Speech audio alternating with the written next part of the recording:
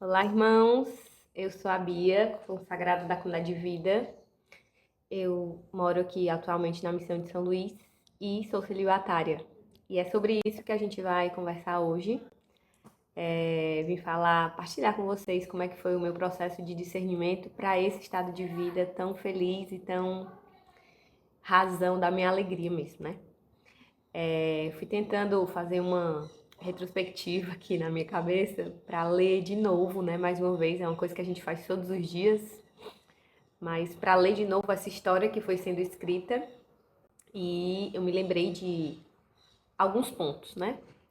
Primeira coisa é que antes da minha experiência de Deus, eu já trazia algumas características que hoje potencializam o meu celibato, que hoje confirmam o meu celibato, mas que na época é claro que eu não entendia, né? Ser celibatária não fazia parte do meu arco de possibilidades, assim como casar também não, né?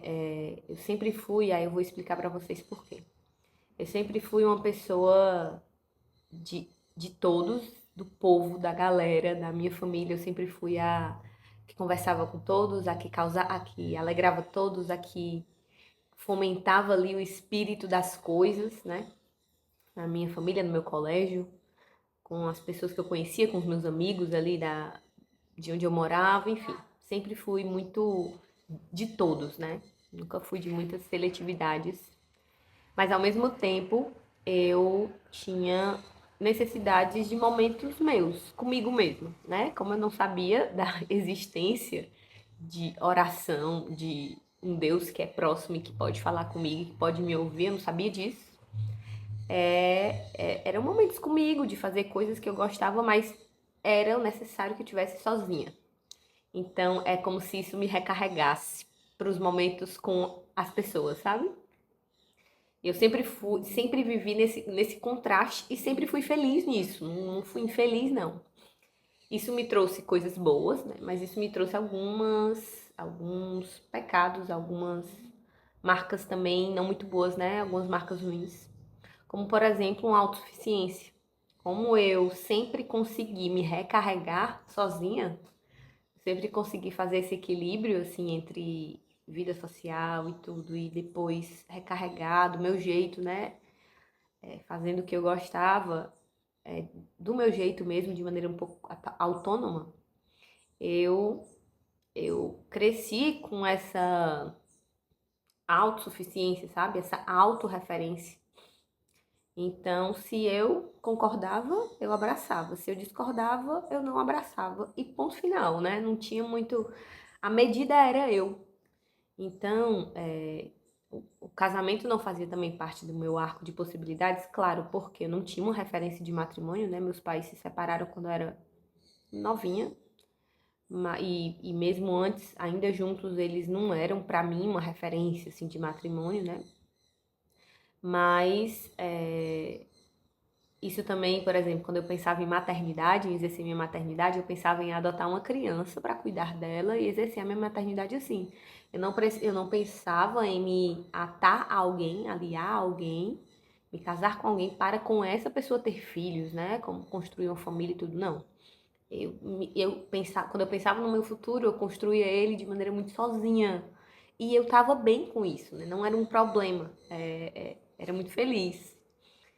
E aí, mas ao mesmo tempo isso de conhecer muitas pessoas, de ter um fácil trato com as pessoas, né? Com um grande número de pessoas, me apresentou o mundo muito cedo. Então, ali com 11, 12 anos, o mundo se tornou um tanto interessante já para mim, assim, atraente, né? Então, lugares, coisas enfim, pecados mesmo já se instalaram na minha realidade, né? Então, apesar de ser de uma família muito católica, eu me dividia, né, entre uma vida de pecado e no domingo eu ia na missa. Mas para mim uma coisa não tinha nada a ver com a outra, assim, não tinha. Isso vai ter mais sentido no decorrer da história do testemunho.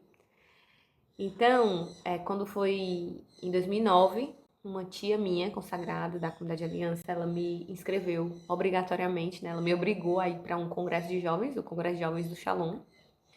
Ela já era da Comunidade de Aliança. E eu fui, né? Obrigada, mas fui.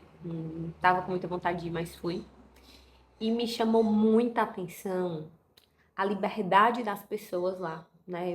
Eu tinha as pessoas que eu queria perto de mim, eu tinha tudo que eu queria, que eu precisava, eu tinha uma pedagogia de vida que me deixava bem, mas eu fiquei muito cativada com o jeito daquelas pessoas, a espontaneidade, a liberdade, enfim, uma coisa diferente, sabe? Especialmente, e aí é isso que eu tô falando das pessoas do Shalom, só que na época eu não fazia ideia do que era obra, comunidade de vida, comunidade de aliança, nada disso, né? E as pessoas que pregaram esse congresso, as pessoas que mais me chamaram a atenção eram mulheres celibatárias, né? E que o tema desse congresso era missionariedade. E eu olhava para aquelas mulheres que estavam lá pregando e eu dizia que queria ser como elas num futuro. Eu queria, pronto, é como se eu tivesse achado o meu referencial, sabe assim? Eu não tinha, até então o referencial era eu. E pela primeira vez eu vi alguma coisa fora de mim que dizia, poxa vida, isso aí pode me trazer algo, sabe? Então eu achava bonito, eu achava impressionante o jeito que elas falavam, o jeito que elas andavam, o jeito que elas se vestiam, o jeito que elas se valorizavam, o jeito que elas se respeitavam a elas mesmas e uns aos outros, sabe assim? Tudo era muito harmonioso, tudo era muito shalom, né? E eu não entendia isso. Até que no final desse congresso, assim, no final, no último momento, eu tive uma experiência com Deus. Deus agiu, assim, Deus falou comigo, né? Eu vi a Deus. E eu chorava muito porque eu fui tirada de uma realidade de pecados, de uma estrutura de vida totalmente autossuficiente, né? Sem Deus. E quando eu fui colocada ali diante dele, eu chorava. Eu me lembro muito de Madalena, quando ela chora e lava os pés de Jesus, né, com as lágrimas dela e enxuga com os cabelos. Então, eu me via assim nesse dia. E o meu desejo era de permanecer ali para sempre. Eu não queria sair dali, né? Eu não queria outra coisa, eu queria aquilo. E nesse dia eu não entendia também, mas nesse dia Deus me falou da comunidade de vida, Deus me falou do celibato, Deus me falou do meu ser shalom. Isso foi se desvendando no decorrer do tempo, né? Então o tempo foi passando, eu entrei na obra, eu entrei no grupo de oração, eu entrei no ministério, meu primeiro ministério foi o pastoreio dentro da obra, então desde sempre eu estou envolvida, muito envolvida com as pessoas, com os jovens, né? Isso, a minha vida e a dele sempre foi muito entrelaçada e isso também foi uma parte importante do meu discernimento do estado de vida. Até que dentro do vocacional, tomei a decisão de seguir a Jesus, né? Ele me chamou para deixar deixar de ser pescadora de peixes para ser pescadora de homens. Então eu fui, né? E dentro da comunidade de vida eu vivi um processo de muita cura interior, né? Com a minha própria história, com a história da minha família, com ideologias que me atavam e me prendiam a mim mesma. Então foi todo esse processo de purificação dentro da comunidade de vida que eu fui vivendo. E no final do meu ano de postulantado, né, na minha reciclagem, na minha primeira reciclagem, Deus me falou que o meu corpo era dele. Na celebração ele me disse isso, seu corpo é meu. E eu entendia isso como na época, né, eu entendia isso como uma continuação da obra de purificação, de ordem que Deus estava fazendo na minha vida, porque ele precisava de fato do meu corpo, estava no celibato formativo, né, pela primeira vez, eu estava vivendo isso, então eu pensava que ele falava disso, né, nesse tempo. Enfim, e aí passou, fui pro discipulado, casa de formação, tudo muito intenso também, né? E aí quando chegou o bloco de formação do estado de vida, a pessoa que foi pregar sobre o celibato era a mesma que pregou nesse congresso que me chamou muita atenção, né? Nesse congresso que eu tive minha experiência. A mesma pessoa. E aquilo voltou com uma intensidade diferente. É como se naquele tempo Deus começasse a querer levar a sério aquilo que movia, que acontecia dentro do meu coração com relação ao celibato, né? Então eu fui tendo percepções, fazendo essas percepções e guardando tudo no meu coração, fazendo essas percepções e guardando tudo no meu coração. Sempre me identifiquei com esse estilo de vida. Eu olhava para irmãs celibatárias dentro da comunidade e admirava e dizia poxa, eu quero isso. Só que eu não admitia, mas dentro de mim eu sabia que era isso que eu queria. E até que o meu processo de discernimento foi fazer uma releitura de toda essa minha história, agora a partir de um olhar de Deus sobre mim, e ver que tudo isso falava do celibato, né? Todas essas coisas, todos esses detalhes e outros mais, palavras proferidas sobre mim, profecias e orações de pessoas que de fato são comprometidas com a oração sobre mim, que me apontavam o celibato. Então, aglomerei tudo isso e disse: agora eu preciso tomar uma decisão e eu vejo que é tempo, né? Dentro do caminho de formação pessoal, a minha formadora pessoal na época também via que era tempo, que Deus não queria protelar essa obra porque tudo era muito claro, tudo era muito intenso. Até que Deus me deu algumas palavras essenciais assim para o meu processo de discernimento. E uma delas, na época, eu era responsável pelos jovens na missão, era uma missão no exterior. E eu me alegrava muito com essa missão, mas eu também sofria muito, porque a evangelização lá fora é bem difícil, né? Vocês devem saber, devem imaginar. E me trazia muitos sofrimentos, muitas dores, muitas angústias interiores. Então, um dia eu cheguei em casa, envolvida nesse processo de discernimento e também muito envolvida na missão. Eu cheguei em casa e disse para Deus: Jesus, essa obra é sua, né? Essa vinha é sua. Eu tô aqui para te ajudar e, e eu tô sofrendo muito com essa situação, né? Com essa com esses insucessos apostólicos e missionários, sabe? E aí Deus me deu uma palavra de Filipenses que dizia que falava mais ou menos assim: o Deus deles é o Deus do ventre, mas você será para eles um sinal daquilo que é escatológico, daquilo que é eterno, daquilo que vem do céu, daquilo que é do alto. E com essa palavra eu preciso efetivar o meu estado de vida em vista da missão, em vista de poder ser para esses jovens, para essas pessoas, para a humanidade, o abraço que eles não têm, o braço aberto que eles não têm, o apoio que eles não têm, reconhecendo que isso não vai fazer com que eles se voltem ou venham para mim, mas em mim eles têm a Deus, eles veem a Deus, eles encontram a Deus, né? Porque é na minha carne que Cristo se une, sabe? Que ele se apresenta, que ele se assenta na sua realeza. É na minha carne que ele me desposa. Então, é na minha carne que as pessoas veem a Deus, né? É na minha carne, na minha história, na minha identidade, é na minha personalidade, é na minha afetividade, nas faculdades do meu ser. É nisso que as pessoas veem a Deus. Então, eu via que esse processo precisava se efetivar e, de fato, né? Eu já, na mesma hora, conversei com a minha formadora comunitária, e a gente começou aquele processo dos retiros, né, específicos e tudo.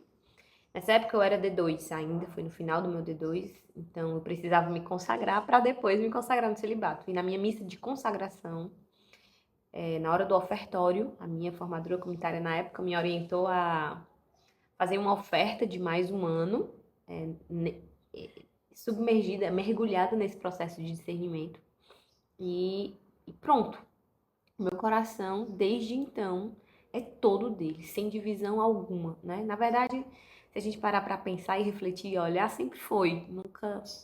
Nunca, eu nunca voltei atrás na minha decisão por Deus, mas de maneira agora efetiva e concreta e encarnada, isso acontecia de verdade, né? Então, foi um ano de aprofundamento, né, nesse estado de vida, conhecendo o testemunho de muitos irmãos, e no testemunho dos irmãos eu me via, né? Eu me identificava com uma parte de um, com uma parte de outro, e ia construindo o meu testemunho, né? Ia construindo a minha história com Deus. E o celibato foi, assim, uma resposta. Primeiro de tudo, uma resposta de Deus para mim, né? O celibato cura as minhas feridas, o meu celibato me anima quando eu tô fraca, o meu celibato me coloca para frente quando eu quero ir para trás, o meu celibato me tira de mim quando eu quero me isolar em mim, quando eu quero parar em mim. O meu celibato me lança na missão quando eu quero voltar a ser o meu ponto de referência, né? Então, o celibato vai me trazendo de novo a verdade todos os dias, a verdade de Deus sobre mim e me fazendo vivê-la, né? Então, esse celibatário de fato uma terra muito firme, graças a Deus, foi essa a via que ele escolheu para mim. Me sinto muito realizada, muito feliz. Não é uma coisa que eu me lastimo, sabe? Pelas ofertas que competem dentro de um celibato, né? A continência, a virgindade, não ter alguém para dividir a vida. Essas ofertas são reais, são concretas também, fazem parte da minha decisão. As renúncias fazem parte, né? Mas assim como o sacrifício de Abraão, Deus me pede aquilo que é mais precioso. Mas diferente de Abraão, ele não devolve o sacrifício, né? Ele diz que a mim, celibatária, ele diz que quer consumar esse sacrifício até o fim, porque foi isso que aconteceu com Jesus, né? Na cruz. Então é isso que vai acontecendo também na minha carne, que aconteceu. Então, logo um ano depois eu me consagrei no celibato e, enfim, desde 2019 vivo esse mistério de eleição, de amor encarnado, que não é uma coisa. Porque a gente pensa assim, que por ser um estado de vida sobrenatural, ele é teoria, ele é abstrato, e não é, né? Eu diria que porque ele é sobrenatural, ele é ainda mais encarnado, né? Ele envolve ainda mais a minha carne e toda a minha parte humana e emocional e afetiva, enfim, espiritual, com certeza. Então, rezando aqui para que esse testemunho te ajude a também discernir o seu estado de vida e te lance na vontade de Deus, porque realmente é a fonte da nossa alegria. Deus abençoe, shalom.